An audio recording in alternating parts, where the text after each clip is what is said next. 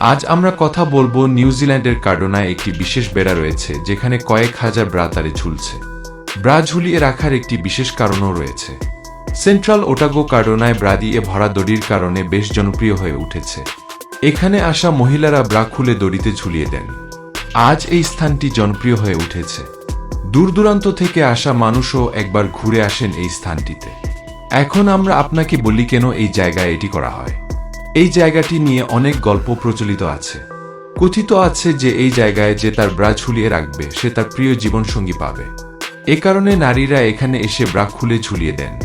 কথিত আছে যে 1999 সালে এই জায়গায় 4টি ব্রা ঝুলতে দেখা গিয়েছিল। সেখানে কে এই ব্রা টাঙিয়েছে তা কেউ জানে না, কিন্তু তারপরে তারে ব্রার সংখ্যা বাড়তে থাকে। লোকজন এসে তাতে ব্রা টাঙিয়ে দেয় এবং দেখেই এই জায়গা বিখ্যাত হয়ে যায়।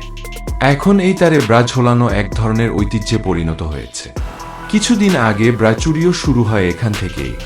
রাতে চোরেরা ব্রা চুরি করত, কিন্তু এর ফলে জায়গাটির জনপ্রিয়তা আরও বেড়ে যায়। ব্রা চুরি হওয়ার সঙ্গে সঙ্গে আরও ব্রা ঝুলানো হয়েছিল। এই তারটি এতটাই বিখ্যাত হয়েছিল যে পরবর্তীতে এই তারটিকে অন্য জায়গায় স্থানান্তর করতে হয়েছিল। এখন কেউ নিউজিল্যান্ডে বেড়াতে আসেন অবশ্যই একবার এই জায়গাটি ঘুরে আসবেন। বিশেষ করে মহিলারা এই স্থানে উইশ করার পর তাদের ব্রা ঝুলিয়ে দেন।